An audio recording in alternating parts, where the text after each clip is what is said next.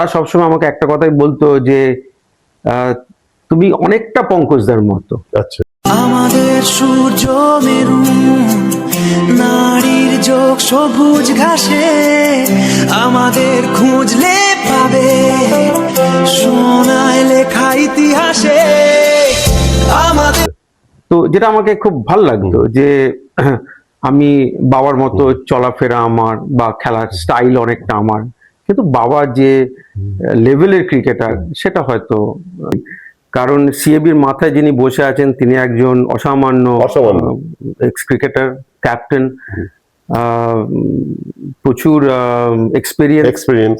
আবার আমাদের গভর্নমেন্টের যিনি মাথায় রয়েছেন তিনিও প্রচুর বছর 15 বছর ধরে মুখ্যমন্ত্রী। তো সুতরাং দুজন মানে ভেরি এক্সপিরিয়েন্স মানুষ রয়েছেন। আপনার প্রশ্ন হচ্ছে যে বাঙালি ক্রিকেটার কেন উঠছে না, আমি আবার বলি যে আমি যতটা বাঙালি কথা ভাবি তার থেকে আমি এটা বেশি ভাবি ওয়েস্ট বেঙ্গল থেকে কেন প্লেয়ার উঠছে না। আমাদের পাশে neighbouring country, neighbouring state Bihar, Jharkhand, Orissa, যেখানে উড়িষ্যা, বাট ঝাড়খণ্ড থেকে ভালো ভালো প্লেয়ার উঠে আসছে। আজ ঈশান কিষানের কথা বলতে পারি, হ্যাঁ, মহেন্দ্র সিং ধোনি শেষ হয়েছে, ঈশান কিষান উঠে এসছে। তো কেউ প্রশ্নটা আমার কাছে, এটাও আমার কাছে মস্ত বড় একটা প্রশ্ন, শুধু ক্রিকেট কেন, ইন্ডিয়াতে প্রচুর খেলা রয়েছে, সেই খেলাগুলোর উপরে কেন নজর দেওয়া হচ্ছে না? আজকে ক্রিকেট তার একটা সিস্টেমের মাধ্যমে বিসিসিআই প্রচুর পয়সা রোজগার করছে এবং তার থেকে প্রত্যেক অ্যাসোসিয়েশন তার ভাগ পাচ্ছে, এবং তাতে অ্যাসোসিয়েশন গুলো তাদের সমস্ত সারা বছরের খরচা থেকে আরম্ভ করে তাদের ইনফ্রাস্ট্রাকচার তৈরি থেকে আরম্ভ করে সমস্ত কিছু সেখান থেকে হয়ে যাচ্ছে।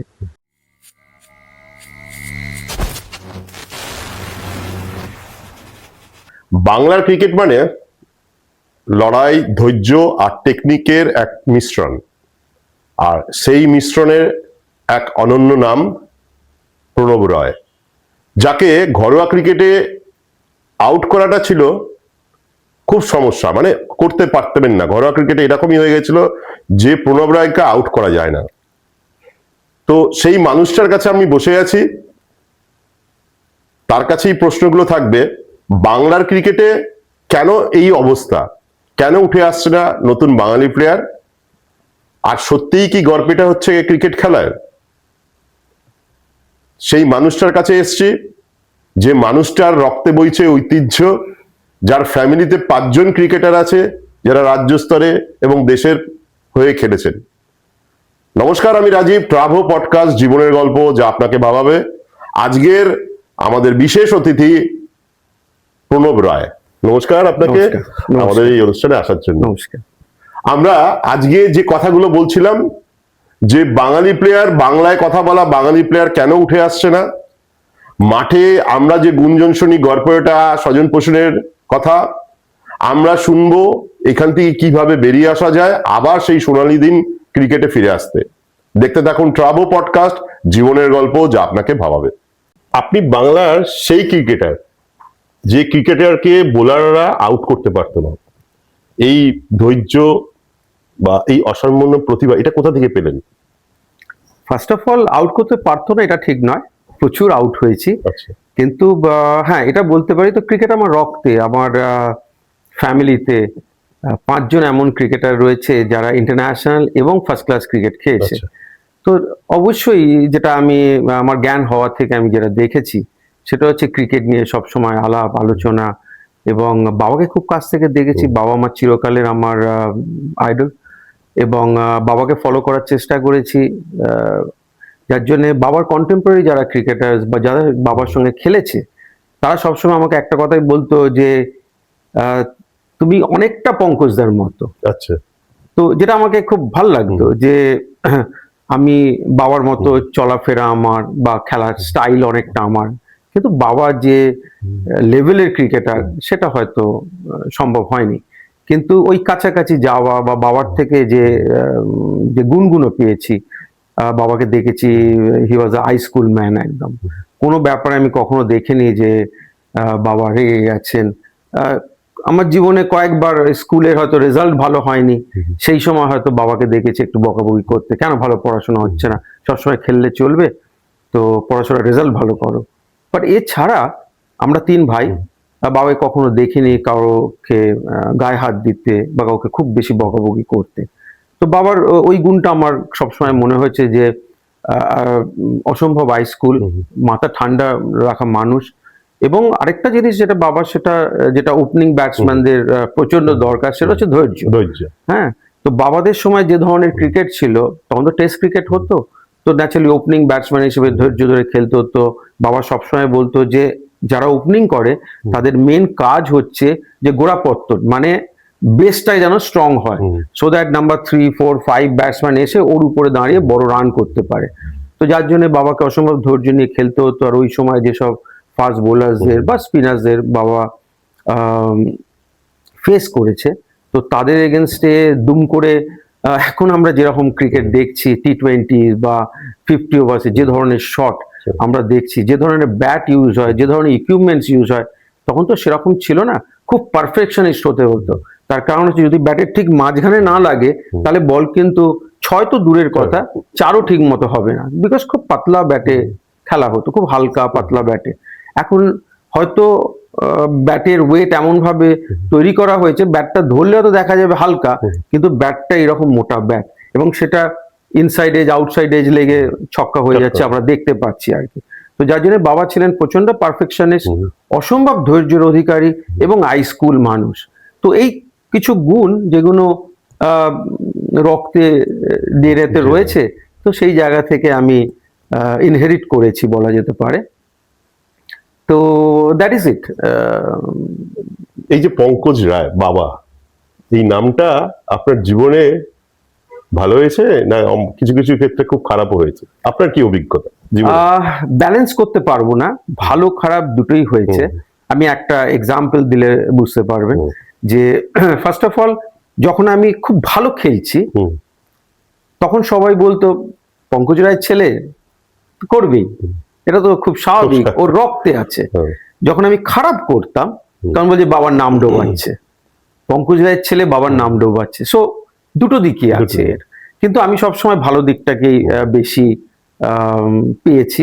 তার কারণ হচ্ছে এটা একটা সেলিব্রিটি স্ট্যাটাস, বাবার সঙ্গে যাওয়া, ছোটবেলায় যখন আমি বাবার সঙ্গে মাঠে যেতাম খেলা দেখতে বা যেখানে গেছি, ওই একটা সেলিব্রিটি স্ট্যাটাস তো সবসময় ফিল করেছি বাবার সঙ্গে থাকার, তো সেটা একটা মস্ত বড় ব্যাপার। বাট আমি একটা জিনিস সবসময় মনে করি, যাদের এরকম বাবা রয়েছে, সেটা শুধু ক্রিকেট না, যে কোনো ক্ষেত্রে, সেটা টেনিসে লিয়েন্ডার হতে পারে, ওয়েস্ট পেজের ছেলে লিয়েন্ডার পেজ, মাও মস্ত বড় একজন প্লেয়ার ছিলেন, এবং আরো যারা রয়েছেন সবাই কিন্তু একটা জায়গায় আমরা একমত, সবাই এই বাবার যে সেলিব্রিটি স্ট্যাটাস বা বাবার যে এই বিশাল একটা ব্যাপার, সেইখান থেকে বেরিয়ে আসতে আমরা সবাই চেষ্টা করেছি, যে নিজের আইডেন্টিটি তৈরি করা, নিজের নাম একটা তৈরি করা, খেলাধুলার জগতে বা অন্য কোনো জগতে যারা রয়েছেন, যাদের বাবা সেই একই প্রফেশনে ছিলেন, সবাই বেরোবার চেষ্টা করেছে। অনেকে সাকসেসফুল হয়েছে, অনেকে হয়তো হতে পারেনি, কিন্তু প্রত্যেকের মধ্যেই এই চেষ্টাটা কিন্তু সবসময় ছিল। আমি যেমন বলতে পারি যে মহেন্দ্র রমনাথের কথা যদি বলি, তাকে সবসময় বলা হয় যে মহেন্দ্র রমনাথের বাবা হচ্ছে লালা অমরনাথ। আবার যদি অর্জুন তেন্ডুলকারের কথা বলি, তাহলে সেক্ষেত্রে বলা হবে সচিন তেন্ডুলকারের ছেলে অর্জুন তেন্ডুলকার। সো এই ব্যাপারগুলো থাকে, বাট আমি 200% শিওর যে অর্জুন তেন্ডুলকারও চেষ্টা করে যে আমি কি করে বাবার ছায়া থেকে বেরিয়ে আসতে পারি। পারলাম কি পারলাম না, that is a different thing all together, but এই চেষ্টাটা কিন্তু সবার মধ্যেই থাকে। বাবার কোনো স্মৃতি আছে আপনার, যে স্মৃতিটা আপনার এখনো মনে আছে? বাবা আবার এমন কিছু কথা বলা? সারা জীবনই তো বাবার স্মৃতি, বিকজ যেহেতু আমি বারবার করে বলি, সব জায়গাতে বলি যে বাবা আমার আইডল, তো ন্যাচারালি বাবার স্মৃতি তো সবসময় রয়েছে। জ্ঞান হওয়া থেকে আরম্ভ করে বাবা যেদিনকে চলেও গেছেন, অবশ্য সেই সময় আমি ছিলাম না, আমি পুনেতে ছিলাম। I came all the way, মাঝরাত্রে খবর পেয়েছিলাম দলীপ ট্রফি ফাইনাল হচ্ছিল, so I was coach cum manager, East Zone versus West Zone, পুনেতে খেলা হচ্ছিল, তেন্ডুলকার ওয়েস্ট জোনের হয়ে খেলছিল, আমাদের টিমও খুব ভালো টিম ছিল, রোহন গাভাস্কার, উৎপল চ্যাটার্জি, দীপ দাস গুপ্তা, ভালো ভালো প্লেয়ার আর কি সবাই ছিল। উড়িষ্যার এখন সিলেক্টর শিবসুন্দর দাস, ওদের জোরে বোলার ছিল, ভালো টিম ছিল। তো থার্ড ডেতে খবর পেলাম যে বাবা নেই, তো আমি চলে এলাম আর কি। তো এই পুরো জার্নিটাই সবকিছুই বাবার অনেক কিছু বাবা বলেছেন যেগুলো মনে আছে। হ্যাঁ, একটা কথা বলতে পারি, সেটা ইয়াং ক্রিকেটার্সদের জন্য, যারা বাডিং ক্রিকেটার্স, এখন যারা এই পডকাস্ট দেখছেন, তাদের জন্য ডেফিনেটলি একটা অ্যাডভাইস। আমি যখন প্রথম ওয়েস্ট ইন্ডিজের এগেন্সে চান্স পাই, তখন আমি খুব ছোট। অ্যাকচুয়ালি রঞ্জি ট্রফিতে চান্স পেয়েছি, ডেবিউতে আমি একটা 100 করেছি, তারপরে আরেকটা 100 করেছি, সঙ্গে সঙ্গে ইস্টজোন ভার্সেস ওয়েস্ট ইন্ডিজ টিমের সঙ্গে আমাকে চান্স দিয়েছে। আর সত্যি কথা বলতে আমার কোনো আইডিয়াই নেই যে ওয়েস্ট ইন্ডিজ কত জোরে বল করে। তখনকার দিনে আমি সবচেয়ে জোরে বোলারকে খেলেছি, সেটা হচ্ছে বরুণ বর্মনকে। এখন ওয়েস্ট ইন্ডিজের বোলাররা কত জোরে বল করে এই আইডিয়াটাই আমার নেই। নট ইভেন আমার থাইপ্যাড ছিল না। তো সেই অবস্থায় গেছি, হেলমেটের প্রশ্ন তো নেই। তো গেছি, তার আগে যেদিনকে আমি যাব, জামশেদপুরে খেলা ছিল, তো বাবাকে রাত্রিবেলা বললাম যে কাল ভোরবেলা আমার ট্রেন, আমি ওয়েস্ট ইন্ডিজের সঙ্গে চান্স পেয়েছি, তো কিভাবে খেলবো? আমি তো কখনো এরকম বোলিং এর এগেইনস্টে খেলিনি, শুনেছি তারা খুব জোরে বল করে। তো বাবা আমাকে বলেছিল যে এই মুহূর্তে বেশি কিছু বলার নেই, শুধু একটা জিনিস মাথায় রাখবি, যে বলটায় কখনো চোখের বাইরে হতে দিবি না। মানে বোলার বল হাত থেকে ছাড়া পর্যন্ত তুই যখন ব্যাটিং করছিস, বলটা যেন চোখের বাইরে না যায়, বলটাকে শুধু নজর করবি একদম শেষ পর্যন্ত। এছাড়া আমার আর কোনো অ্যাডভাইস নেই তোর কাছে। বাকি তুই নিজের খেলা খেল, কিন্তু প্রতি বল যখন বোলার দৌড়ে আসবে, বল রিলিজ করা পর্যন্ত তুই বলটাকে দেখবি, পুরো বলটাকে দেখার চেষ্টা করবি। সো এই কথাটা তখন আমি এত ছোট যে ব্যাপারটা অতটা বুঝতে পারিনি, কিন্তু বাবা যেহেতু বলে দিয়েছে, সেহেতু ওটা আমার কাছে একদম কি বলবো, একদম বেদ বাক্যের মতো আমি ওইটুকুকে ফলো করেছি। বাট পরবর্তীকালে যখন আমি আরো জোরে বোলার খেললাম, বা আরো পরিণত হলাম, আরো বড় হয়েছি, ইন্ডিয়া খেলছি, তখন আমি দেখলাম যে বাবার এই বেদবাক্য কত বড় যে একটা কথা, যে বলকে চোখের বাইরে হতে দেবে না, তাহলে হলে there is a possibility of a injury। অনেক সময় হয় না যে বলটা চলে এসছে, আমি তো ভালো ফলো করিনি, মুখের কাছে চলে এসছে, তখন কি হয়, মুখ বাঁচানোর জন্য হাতটা ম্যাক্সিমাম এখানে গেল, বলে তো মাথায় লাগলো, যে হেলমেট আছে সার্ভাইভ করে যেতে পারে। কিন্তু তখন তো হেলমেট এসছে, কিন্তু আমরা হেলমেট তখন ইউজ করতাম না। তো ন্যাচারালি একটা বল লাগলেই তো ইউর শেষ, আর তো প্রশ্ন থাকবে না, নরি কন্ট্রাক্টরে যা হয়েছে আর কি। তো ন্যাচারালি এইটা কিন্তু আমাকে সারা জীবন কাজে দিয়েছে। আমি যে জোরে বোলিং খেলে এখনো পর্যন্ত অক্ষত আছি, মুখে চোখে বল লাগেনি, তার একটা মস্ত বড় কারণ হচ্ছে যে আমি কখনো জোরে বোলারের ক্ষেত্রে, স্পিনারের ক্ষেত্রে তো ঠিক আছে, কিন্তু জোরে বোলারের ক্ষেত্রে বলকে কখনো আমি চোখের বাইরে হতে দিতাম না, যে আমি পুরো দেখবো, তারপরে আমার যে অ্যাকশন আমি করব, সেটা আমি ফ্রন্ট ফুট যাই, ব্যাক ফুটে যাই, কোনো শট খেলি, কিন্তু বলকে চোখের বাইরে হতে দেবো না। So my advice to all the youngsters যারা এই পডকাস্ট শুনবে, তারা যেন অবশ্যই করে এটা ফলো করে। সে হেলমেট পরে থাকো আর না থাকো, বলকে কিন্তু ফলো করতে হবে। আপনার বাবা পঙ্কজ রায়, তারপরে সৌরভ গাঙ্গুলি, তারপরে সম্বরণ ব্যানার্জি বা আপনাদের মতো, এরপরে আর কোনো বাঙালি নাম নেই। আর লাস্ট যে 1990 সালে রঞ্জি ট্রফি জিতেছিলেন, এই এতটা গ্যাপ কেন? আর কি অসুবিধাটা কি? পলিসির কি কোনো সমস্যা রয়েছে সরকারের, বা সেরকম কোনো কর্মকর্তা নেই, বা সিএবি সেই রকম ভাবে চালাতে পারছে না? এটা সমস্যাটা কি? অনেকগুলো প্রশ্ন একসঙ্গে করেছেন, একটা করে জবাব দিই। নাম্বার 1 হচ্ছে, পঙ্কজ রায়ের পরে বেশ কয়েকজন বাঙালি ক্রিকেটার ইন্ডিয়ার হয়ে খেলেছে, সুব্রত গুহ, অম্বর রয়, দিলীপ দোষী, গোপাল বোস। বাট আনফর্চুনেট, তারপরে সৌরভের আগে বাঙালি হিসেবে আমি এই কজনের নাম মনে পড়ছে এই মুহূর্তে, হয়তো আরো একজন থাকতে পারে, যারা দেশের হয়ে খেলেছি, কিন্তু নট লং লাস্টিং যেটাকে আমরা বলি, যেটা পঙ্কজ রায় বা সৌরভ গাঙ্গুলি দেখিয়েছে, এবং পরবর্তীকালে ঋদ্ধিমান সাহা, সেই জায়গাটায় আমরা যেতে পারিনি। এটা একটা ডেফিনেটলি খুব দুর্ভাগ্যজনক ব্যাপার। আমি এই কথা বলবো না যে পলিটিক্স, আমি আমার সময় যে স্কোপ পেয়েছি তার মধ্যে আমি আমার চেষ্টা করেছি, হয়নি। বা আমার আগে যারা, আমি আমার দাদার কথা বলি, আমারই ফ্যামিলি, অম্বর রয় দুর্ধর্ষ একজন ক্রিকেটার, বাট আনফর্চুনেটলি 4টে টেস্ট খেলার পরে আর খেলতে পারেনি। সুব্রত গুহ একজন, যাকে আমার চোখে দেখা, একজন দুর্ধর্ষ বোলার। বেঙ্গল ক্রিকেটে এত ভালো বোলার আমি খুব কম দেখেছি। পরবর্তীকালে কয়েকজন হয়েছে যারা হয়তো স্ট্যাটিস্টিক্সের দিক থেকে হয়তো সুব্রত গুহকে ছাড়িয়ে যাবে, কিন্তু ওই রকম একটা রজার ফেডরারের মতো রাজকীয় ব্যাপার এই জিনিসটা সুব্রত গুহর মধ্যে ছিল। বাট যাই হোক, তারপরে সৌরভ গাঙ্গুলির যুগ, মস্ত বড় প্লেয়ার, বলার অপেক্ষা রাখে না, ব্রিলিয়ান্ট ক্যাপ্টেন, ইন্ডিয়ান ক্রিকেটকে অনেক কিছু দিয়েছে। বাট তারপরে আবার একটা খরা চলেছে এবং শেষের দিকে ঋদ্ধিমান এসে অনেকটা একজন বাঙালি ক্রিকেটার হিসেবে খেলেছে। বাট আমি যেটা মনে করি সেটা হচ্ছে যে ইনফ্রাস্ট্রাকচার রয়েছে বেঙ্গলে, কিন্তু সেটা কনসেন্ট্রেটেড হচ্ছে কলকাতা। ডিস্ট্রিক্ট যদি আমরা দেখি তাহলে কিন্তু দেখবো ডিস্ট্রিক্টে সেই রকম ইনফ্রাস্ট্রাকচার নেই, মানে যেরকম ইনফ্রাস্ট্রাকচার হওয়া উচিত ছিল। এবং সবচেয়ে বড় কথা যে সিএবি, ক্রিকেট অ্যাসোসিয়েশন বেঙ্গল, একটা স্বয়ংশাসিত অ্যাসোসিয়েশন এবং যার পয়সার অভাব নেই। এবং সেই জায়গায় দাঁড়িয়ে আমার সবসময় মনে হয়েছে যে ডিস্ট্রিক্ট গুলো কেন সম্পূর্ণ হচ্ছে না, সেখানে কেন ভালো গ্রাউন্ড, সেখানে কেন ভালো ইনডোর স্টেডিয়াম, সেখানে কেন ভালো সুইমিং পুল, সেখানে কেন ভালো জিম এবং আর যা যা অত্যাধুনিক যা যা দরকার সেগুলো কেন হচ্ছে না, এই প্রশ্নটা আমার সবসময় থেকে গেছে। এবং আমি দেখেছি, এবং শুধু দেখেছি বললে ভুল হবে, আমার বিশ্বাস যে আজকে যদি বেঙ্গলের 4টে মেল টিম, মানে Ranji trophy team, আন্ডার-23, under-19, আন্ডার-16 and vision, আবার মেয়েদেরও যদি দেখি তাদের সিনিয়র টিম, তারপরে আন্ডার-23 আর 19-16 যে টিমগুলো রয়েছে, প্রায় 8টা টিম। বাট এই টিমে যদি আমরা দেখবো 50% যারা ডিস্ট্রিক্ট লেভেল থেকে আসে। আচ্ছা। এবং কলকাতার ছেলে কম বা মেয়ে অনেক কম, সবই ডিস্ট্রিক্ট থেকে আসে। আমি ঝুলন গোস্বামীকে দেখবো ডিস্ট্রিক্ট থেকে এসে, কোথা থেকে, চাকদা থেকে এসে ক্রিকেট খেলে আজকে ঝুলন গোস্বামীর নামে এত বিশাল নাম, আজকে তার স্টেডিয়াম, তার নাম রয়েছে, এত বিশাল নাম।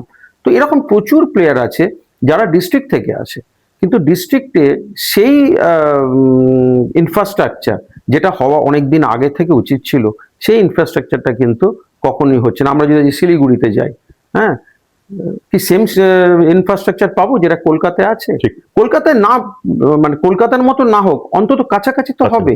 কারণ ওয়েস্ট বেঙ্গলটা তো কলকাতায় নিয়ে নয়, কলকাতাতে সবকিছু হবে আর অন্যান্য ডিস্ট্রিক্টে হবে না। এতে একটা মস্ত বড় অসুবিধা কোথায়, ডিস্ট্রিক্টের ছেলেদেরকে পিক করে কলকাতায় নিয়ে আসা হয়, কলকাতাতে থাকা হয়, থেকে তারা প্র্যাকটিস করে। কিন্তু এতে প্রবলেম হচ্ছে তাদের পড়াশোনা, তাদের পড়াশোনার বিশাল প্রবলেম হয়। তাতে হয় কি, তারা ক্রিকেট খেলতে খেলতে পড়াশোনার দিকে একদমই অবজ্ঞা, এগোতে পারে না। তার ফলে কি হয়, আর ক্রিকেট তো একটা সত্যি কথা বলতে আজকের দিনে আমি একদম স্ট্রেট ওয়ে প্রফেশন হিসেবে ভাবতে পারি না। একটা ডক্টর, ইঞ্জিনিয়ার যে পড়াশোনা করে হবে, ক্রিকেট সেরকম না। Cricket is very much lottery. হ্যাঁ, 140 কোটি দেশে কটা লোক ক্রিকেট খেলে? 1 লক্ষ লোক ক্রিকেট খেলে। কটা লোক ইন্ডিয়া খেলে? কটা লোক আইপিএল খেলে? তো আপনি যদি পার্সেন্টেজ করেন তো লটারির থেকেও বেশি, থেকে অনেক বেশি। তো সেই জায়গায় দাঁড়িয়ে আমার সবসময় মনে হয় যে পড়াশোনাটাকে অবজ্ঞা করে, অবজ্ঞা বলবো না, ওদেরও কিছু করার নেই, কারণ ওরা ক্রিকেট খেলতে খেলতে কলকাতায় এসে থাকছে, এখানে ফুল টাইম দিতে পারে না। এখানে ওদের স্কুল হচ্ছে ওদের ডিস্ট্রিক্টে, সেখান থেকে হয়তো ছুটি নিয়ে এসে করছে, কিন্তু আলটিমেটলি তো পড়াশোনাটা হ্যাম্পার হচ্ছে। তো যদি আমাদের ডিস্ট্রিক্টে ইনফ্রাস্ট্রাকচার ভালো থাকে, কলকাতা থেকে যদি ভালো ভালো কোচ আমরা পাঠাতে পারি ডিস্ট্রিক্টে টাইম টু টাইম সারা বছর, তাহলে ওদের পড়াশোনাও নষ্ট হয় না, ক্রিকেটটা ওরা মন দিয়ে খেলতে পারে। তো এই জায়গাটা আমার মনে হয় যে একটা বিশাল ঘাটতি রয়েছে, এবং সেটা যত তাড়াতাড়ি ঠিক হবে তার জন্য সিএবিতে ম্যানেজমেন্ট রয়েছে, তারা কিভাবে ভাবছে আমি জানি না, বাট এই জায়গায় একটা মস্ত বড় ঘাটতি আমি দেখি আর কি। তাও তো বিশ্বকাপ জয়ী দলের একজন শিলিগুড়ি, মানে মহিলা ক্রিকেট বিশ্বকাপ জিতেছে, তার মধ্যে উঠে এসেছে। সেটাই বলছি, মানে প্রতিভা আছে। তার মানে কি কলকাতা থেকে নয় কিন্তু, না, সব শিলিগুড়ি, ঝুলন চাকদা, আপনি দেখবেন মোস্ট অফ দা গ্রামের প্লেয়ার্স সমস্ত ডিস্ট্রিক্ট ওরিয়েন্টেড। তো আমাদের ডিস্ট্রিক্টে নজর, মানে প্রতিভা আছে বেঙ্গলের, প্রতিভা প্রচুর রয়েছে, প্রতিভার কোনো অভাব নেই, প্রতিভাকে তুলে আনার অভাব রয়েছে, ঠিক মতো করে তুলে আনা হচ্ছে না। মানে সিস্টেমের সাপোর্ট, সিস্টেমের যে পাইপলাইনটা রয়েছে, সেই পাইপলাইনে প্রচুর ইন্টারফারেন্স রয়েছে। এই যে তিনটে সরকার পরিবর্তন হলো, একবার একটা 34 বছরের সরকার, একটা 15 বছরের সরকার, তারও আগে একটা সরকার, এই সরকারগুলো তারা এই যে যারা সরকার ছিল মানে যে যারা প্রশাসন ছিল তারা কোনো হেল্প করেনি আপনাদের সময় কিরকম? দেখুন, আমি মনে করি ক্রিকেটকে খুব একটা সরকারের হেল্পের দরকার নেই। আছে, আমি বলছি কোন জায়গাটায় আছে, দরকার আছে অন্য খেলাধুলো। প্রশ্নটা আমার কাছে, এটাও আমার কাছে মস্ত বড় একটা প্রশ্ন, শুধু ক্রিকেট কেন? ইন্ডিয়াতে প্রচুর খেলা রয়েছে, সেই খেলাগুলোর উপরে কেন নজর দেওয়া হচ্ছে না? আজকে ক্রিকেট তার একটা সিস্টেমের মাধ্যমে বিসিসিআই প্রচুর পয়সা রোজগার করছে এবং তার থেকে প্রত্যেক অ্যাসোসিয়েশন তার ভাগ পাচ্ছে, এবং তাতে অ্যাসোসিয়েশন গুলো তাদের সমস্ত সারা বছরের খরচা থেকে আরম্ভ করে তাদের ইনফ্রাস্ট্রাকচার তৈরি থেকে আরম্ভ করে সমস্ত কিছু সেখান থেকে হয়ে যাচ্ছে। প্লাস হয়তো ব্যাংকেও ডিপোজিট হচ্ছে। হ্যাঁ, কিন্তু অন্যান্য খেলাগুলো কোথায়? অন্যান্য খেলাগুলোর জন্য গভর্নমেন্টের যে রয়েছে সেই জায়গায় কেন হচ্ছে না? সেই জায়গার উপরে অনেক বেশি নজর দেওয়া গভর্নমেন্টের দরকার। কিন্তু গভর্নমেন্ট যখনই নজর দিতে যায় তখনই আমি দেখেছি যে একগাদা মানুষ তারা অ্যাকচুয়ালি লাভটা নিয়ে চলে যায়। গভর্নমেন্টের যে স্কিম রয়েছে সেগুলো কোনো অসুবিধা নেই, সেগুলো যথেষ্ট ভালো স্কিম আছে, মানে কিছু হয়তো আপনি প্রতি বছর সেই স্কিমগুলোকে আরো বাড়াতে পারেন, আরো ভালো করতে পারেন। এবছরে আমরা এটা করেছি, নেক্সট ইয়ারে আমাদের 5 ইয়ার্স প্ল্যান, আমি এইভাবে আমাদের সমস্ত প্লেয়ারদের জন্য এইভাবে কাজ করব। কিন্তু সেই জায়গাটাতে আমি দেখেছি সদিচ্ছার অভাব রয়েছে, ভীষণভাবে অভাব রয়েছে। অ্যাসোসিয়েশনের যেটা ব্যাপার, অ্যাসোসিয়েশনের যেটা সেখানে যারা ভোটার্স আছে, যারা অ্যাসোসিয়েশনের ভোটিং মেম্বার, সেখানেও গভর্নমেন্টের নানান পদস্থ মানুষরা সেখানে এসে ভোট দিয়ে যাচ্ছে। গভর্নমেন্টের যেটা উচিত আমি বলে মনে করি, I may be wrong, but আমি রং নই, সেটা হচ্ছে যে গভর্নমেন্টের অনেক জায়গায় দেখার কাজ আছে। আজকে আপনি হেলথ বলুন, আজকে এডুকেশন বলুন, আজকে বিজনেস বলুন, ইন্ডাস্ট্রি বলুন, রাস্তাঘাট বলুন, সিকিউরিটি বলুন, সমস্ত দিকে গভর্নমেন্টের প্রচুর কাজ করার জায়গা আছে। শুধু অ্যাসোসিয়েশন নিয়ে পড়ে থাকলে তো গভর্নমেন্টের কাজ নয় এটা। তো ন্যাচারালি গভর্নমেন্টের কাজটা করুক, অ্যাসোসিয়েশনের কাজ করবে। এবং অ্যাসোসিয়েশনের যেটা আমি মনে করি যে অ্যাসোসিয়েশনের কিন্তু টাইম অ্যান্ড এগেন ইলেকশন হওয়ার খুব দরকার আছে। প্রত্যেক বছর না 3 বছর যে সিস্টেমটা আছে, ইলেকশন হওয়ার খুব দরকার, কারণ ডেমোক্রেসিতে ইলেকশন ইজ ভেরি ইম্পর্টেন্ট। সেটা হচ্ছে না, তাহলে তো ইন্ডিয়াতে ইলেকশনই হবে না। সেটা কি সিএবিতে হচ্ছে? সেটা সিএবিতে হচ্ছে না। ইলেকশন হওয়া খুব দরকার আছে, এবং যখন ইলেকশনে যে জিতবে সেখানে কোনো অসুবিধা নেই, কিন্তু ইলেকশন বন্ধ করে রাখা এবং একটা দল তারাই সারা বছর সিএবি চালাবে, আবার তারাই প্রতি বছর চালাবে, এটা কিন্তু ডেমোক্রেসি নয়। এটা আমি ভীষণভাবে বিশ্বাস করি যে তোমার একটা টার্ম তুমি করো, তুমি আবার অন্য কেউ চান্স দাও, অন্যকে সুযোগ দাও। দেয়ার মে বি বেটার পিপল, ভালো লোক থাকতে পারে, কিন্তু আমি যদি সবসময় পুরোটাই যদি আমি নিয়েই থাকি, চলতেই থাকি বছরের পর বছর, তাহলে তো অন্য লোকেরা চান্স পাবে না। তো সুতরাং এই জায়গাটাও দেখার ব্যাপার আছে যে সিএবির টাইম টু টাইম ইলেকশনটা হওয়া, এখানে যদি কারো সাপোর্টে ইলেকশনটা বন্ধ করে যদি একটা গ্রুপ তারাই যদি চালাতে থাকে, সেটা ঠিক না, সেটা সিএবি স্বাস্থ্যের জন্য খুব খারাপ। This is not a healthy sign. আপনি কোনো পরিবারের কথা বলছেন? না, আমি কোনো নাম বলবো না, কোনো নাম বলবো না। সিএবি কে যখন আমি বলছি, তার মানে সিএবি তে যারা রয়েছে তাদেরকেই বলছি, আমি তাদেরকেই বলছি যে একটা হেলদি অ্যাটমসফিয়ার থাকবে, যেখানে ইলেকশন থাকবে, ইলেকশনে আসুক, কোনো অসুবিধা নেই, ইলেকশনে আসা, কিন্তু ইলেকশন হওয়া খুব দরকার। ঠিক। সংবাদপত্র, টিভি নিউজে আমরা দেখি ঘরোয়া লিগগুলোতে গড়পেটা স্বজন পোষণের প্রশ্নটা আসে, সবাই সেই নিয়ে অনেক বিতর্কিত মন্তব্যও করে। আপনার মতামত চাই, মানে আপনার কি মনে হয়? এটা একদম সত্যি কথা, এটা হয়তো প্রুফ করা যাবে না, কিন্তু এটা একদম সত্যি কথা। ময়দানে গেলে পুরো ব্যাপারটাই বোঝা যায় যে কিভাবে গড়পেটা হচ্ছে। গড়পেটা শুধু ক্রিকেটার নয়, শুধু আম্পায়ার নয়, শুধু কর্মকর্তা নয়, সব মিলিয়ে নানান ভাবে গড়পেটা হচ্ছে আর কি। এর মধ্যে পয়সা ইনভলভ, প্রচুর পয়সা এর মধ্যে ইনভলভ, প্রচুর ইন্টারফারেন্স এর মধ্যে রয়েছে। আমার ছেলে, তার ছেলে, ওর ছেলে, আমার ভাই, তার ভাই, এসব রয়েছে। এগুলো প্রুফ করা খুব ডিফিকাল্ট, কিন্তু এটা চলছে এবং এটা সবাই জানে। কিন্তু মুশকিলটা হচ্ছে যে এতে এই গড়পেটা এবং এই সমস্ততে যেটা হচ্ছে সেটা বেঙ্গল ক্রিকেটের ক্ষতি হচ্ছে। এবং আমাদের সবসময় যেটা ভাবা উচিত সেটা হচ্ছে যে একদম বেসিক লেভেলে বাচ্চাদের ক্ষেত্রে, এজ গ্রুপ ক্রিকেটের ক্ষেত্রে যেন কোনোভাবেই এটা না হয়। উপরের দিকে যদি হয়ও, কারণ সত্যি কথা বলতে কোনো অ্যাসোসিয়েশন, কোনো গভর্নমেন্ট, কোনো দেশের পক্ষে সব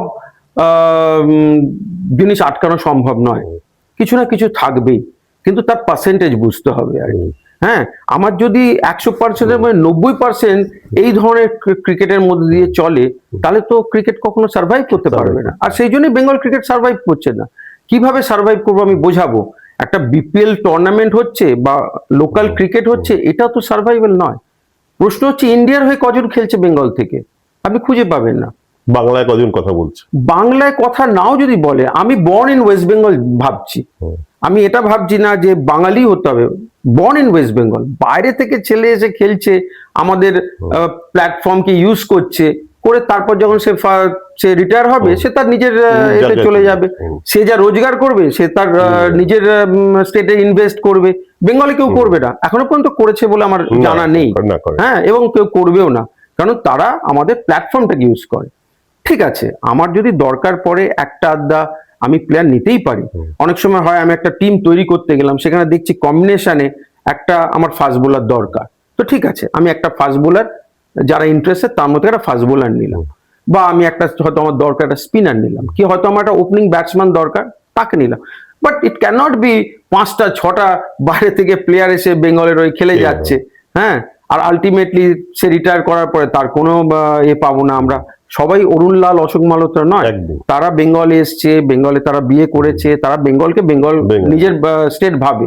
তো সুতরাং যদি কম্পেয়ার করা হয়, অনেকে কম্পেয়ার করে, কারণ অরুণ লাল এসে খেলেছে, অশোক মালহোত্রা এসে খেলেছে, বাট কম্পেয়ার করা যায় না। তারা আজকে বেঙ্গলের লোক, তারা বাংলায় কথা বলে, তাদের ওয়াইফ বাঙালি, তো সুতরাং ওইভাবে কম্পেয়ার করা যায় না। কিন্তু আমার প্রশ্ন হচ্ছে যে আমাদের যদি অন্যান্য স্টেটের সঙ্গে আমাদের যদি সমান তালে চলতে হয়, ইনফ্রাস্ট্রাকচার কি করলাম সেটা বড় কথা নয়, আমি কটা দেশ প্লেয়ার প্রডিউস করে দিচ্ছি ইন্ডিয়াতে, ইন্ডিয়াকে কি দিচ্ছি, সেইটা হচ্ছে মোর ইম্পর্টেন্ট। আজকে আইপিএল এ বেঙ্গল থেকে কেউ নেই, আজকে টি20-তে বেঙ্গল থেকে কেউ নেই, আজকে ওয়ানডে বেঙ্গল থেকে কেউ নেই, আজকে টেস্ট ক্রিকেটে বেঙ্গল থেকে কেউ নেই, তো আমরা কি প্রডিউস করছি? আইপিএল কেকেআরও তো নেই, কেকেআরও বেঙ্গল থেকে নেই। তো তাহলে আমি কি করে বলবো যে Bengal is a very successful association compare to Mumbai, compare to Bangalore, compare to Chennai, যারা রেগুলার ক্রিকেটার প্রডিউস করছে? সেই জায়গায় Bengal is a total failure. এবার প্রশ্ন আসবে যে কেন ফেলিওর? ফেলিওর হচ্ছে যে আমরা বটমে আমরা হাত দিচ্ছি না, আমরা বটমকে ঠিক করছি না, শক্তিশালী করছি না, বটম আমাদের লুজ। আমাদের যখন একটা গাছ আমরা পুঁতি, তখন যদি তাকে সূর্যের আলো, তাকে ঠিক মতো জল এবং মাটি ঠিক মতো না দিই, সে কখনো ভালো ফল দিতে পারে না, ইম্পসিবল। এক আধটা এক্সেপশনাল হয়, যেরকম একটা পঙ্কজ রয়, একটা সৌরভ গাঙ্গুলি, একটা ঋদ্ধিমান সাহা, দে আর এক্সেপশনাল। কিন্তু এক্সেপশনাল দিয়ে তো আমার কাজ হবে না, আমাকে রেগুলার বেসিসে আমাকে প্লেয়ার তৈরি করে যেতে হবে। একটা দুটো তিনটে আইপিএল এ ঢুকবে, একটা টি20-তে ঢুকবে, একটা ওয়ানডে ঢুকবে, দুটো টেস্ট ম্যাচে ঢুকবে, তবে তো আমি বলবো যে আমি am a successful administrator or association, যে আমি কিছু করে দেখেছি। আমি এত যে সময় পাচ্ছি বেঙ্গল ক্রিকেটকে, কারণ প্রেসিডেন্ট হিসেবে বা টপ ম্যানেজমেন্ট হিসেবে আমার হাতে তো পুরো ফুল ফ্রি হ্যান্ড।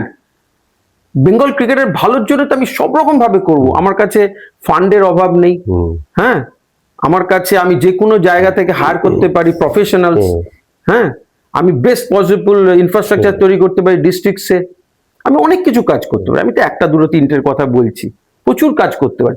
আমি লোকাল লিগকে আরো বেশি স্ট্রং করতে পারি। হ্যাঁ, তো যদি আমি না করি তাহলে কি হবে? আলটিমেটলি উপরের দিকে গিয়ে প্লেয়ার নেই।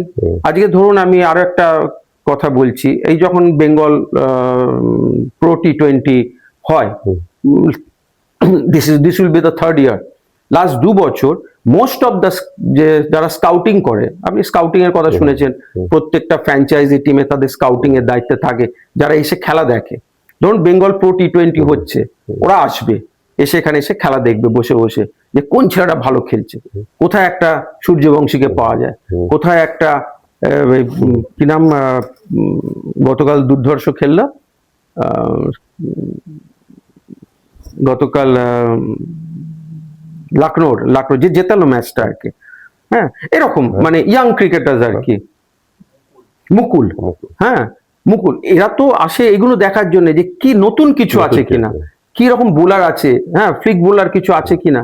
বেঙ্গল থেকে কোনো ছেলেই যায় না, কোনো ছেলেকে ট্রায়ালে ডাকে না, হার্ডলি এক দুজনকে ট্রায়ালে ডাকে অন্যান্য টিম, কারণ স্কাউটিং গিয়ে বলে ওখানে যে সেরকম কোনো প্লেয়ার নেই।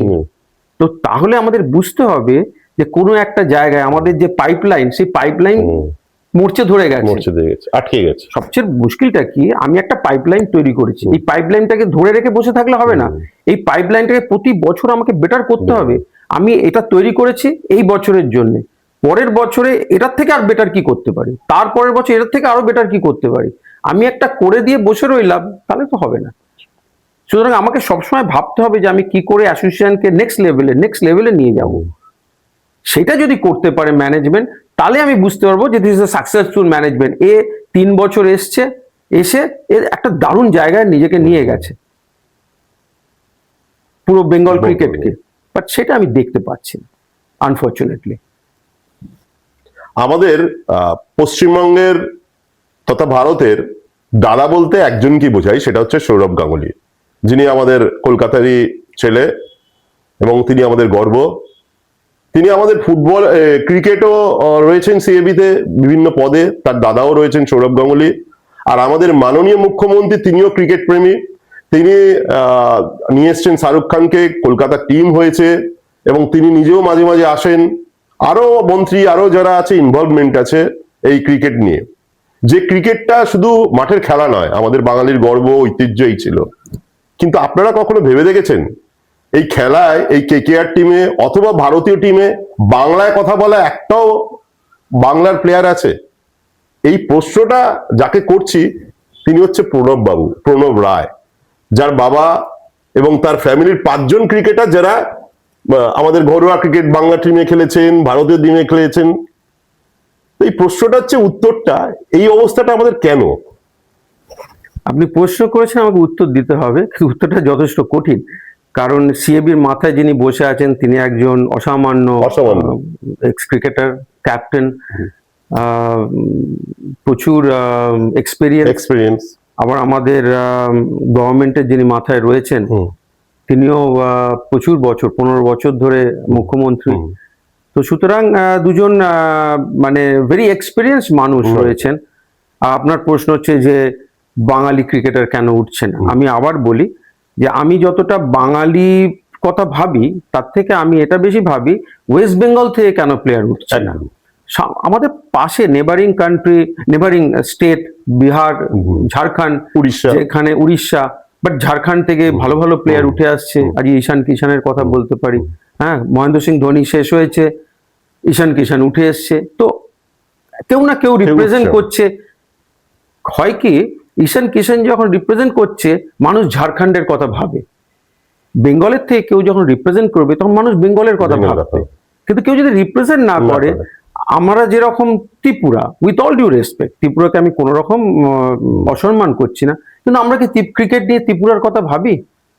কেন ভাবি না? কারণ ত্রিপুরা ক্রিকেটার তৈরি করেনি এখনো পর্যন্ত।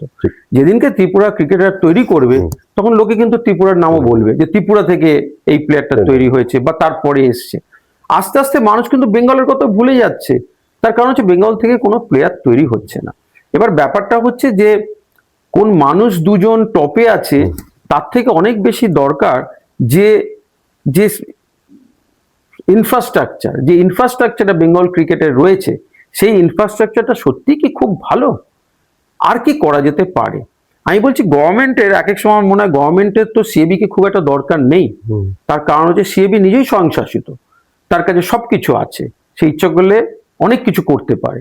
বাট গভর্নমেন্টকে দরকার আছে, কারণ যদি আজকে আমাকে জমির দরকার পড়ে, তো আমি তো ওয়েস্ট বেঙ্গলের বাইরে গিয়ে জমি খুঁজবো না, আমি ওয়েস্ট বেঙ্গলই খুঁজবো। তো সেক্ষেত্রে গভর্নমেন্টকে দরকার। তো তখন দরকার হচ্ছে গভর্নমেন্টের অ্যাকচুয়াল সাপোর্ট, যে ইয়েস ক্রিকেটারদের জন্য জমির দরকার, তাকে আমি জমি দিই। এবার কত টাকায় দিলাম কি বিনামূল্যে দিলাম সেটা একটা নেগোসিয়েশনের ব্যাপার। যেমন এই রিসেন্টলি ডুমুর জোলা একটা স্টেট অফ আর্ট তৈরি হচ্ছে।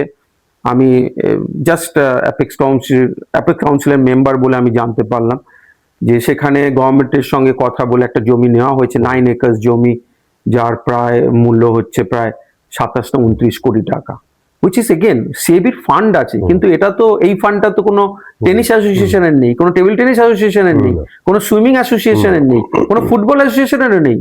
তো গভর্নমেন্টের দরকার হচ্ছে এই ব্যাকআপ, অন্য কিছু দরকার নেই। রাজনীতি করার ক্রিকেটে কিছু দরকার নেই, এখানে শুধু দরকার হচ্ছে কি তোমার দরকার, আমরা সেটা তোমাকে দেবো। আমার কোনো লোক তোমার এখানে থাকার দরকার নেই, because there are so many cricketers, যারা এক্স ক্রিকেটার, যারা can handle this associations very well.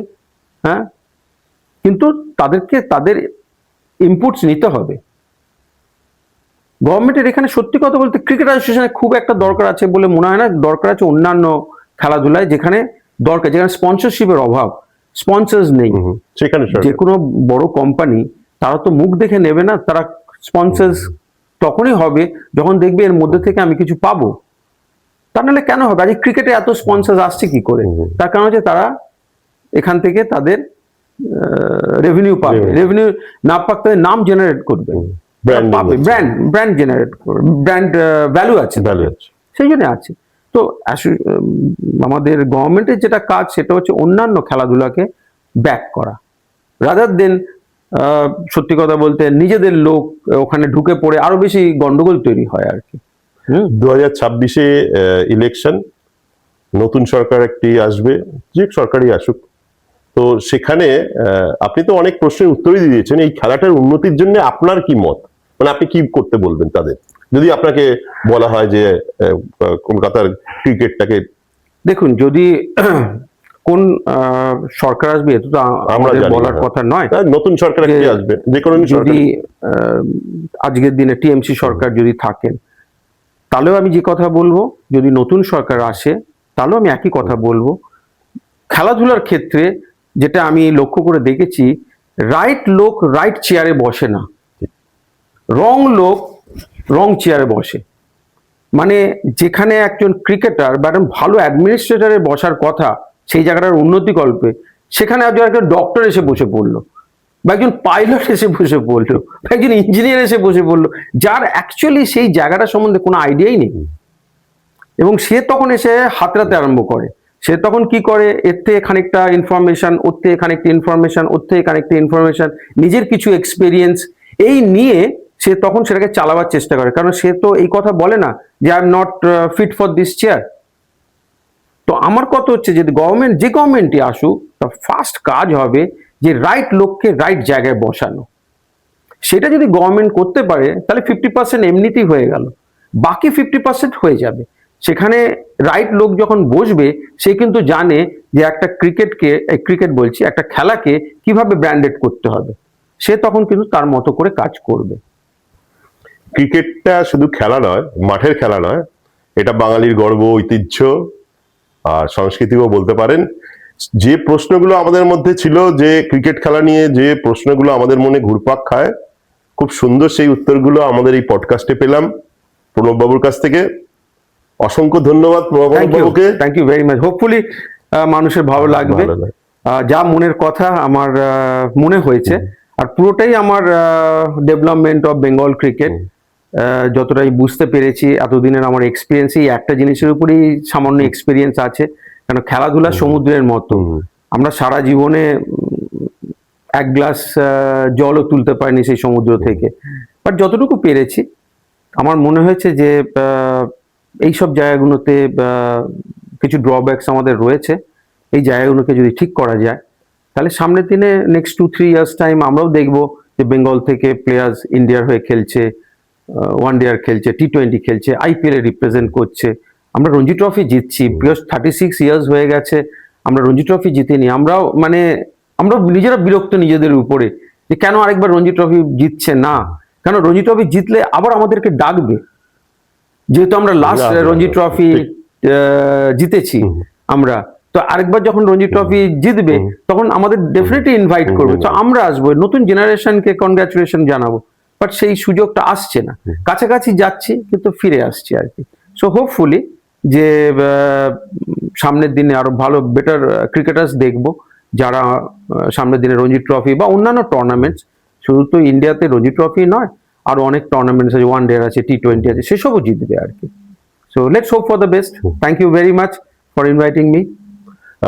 আমরা খুব গর্বিত যে কিংবদন্তি সেই ফ্যামিলি, পঙ্কজ বাবুর ফ্যামিলি, পঙ্কজ রায়ের ফ্যামিলি এবং তার ছেলে প্রণব বাবুর কাছ থেকে অনেক কথা, অজানা কথা জানতে পারলাম, এবং কিভাবে আমাদের বাংলার ক্রিকেট উন্নতি হবে, কিভাবে বাঙালি প্লেয়ার আবার ভারতীয় টিমে ফিরে আসবে, সে আশার কথাগুলো শুনলাম। আজকের মতো এখানে রাখছি। ট্রাভো পডকাস্ট জীবনের গল্প।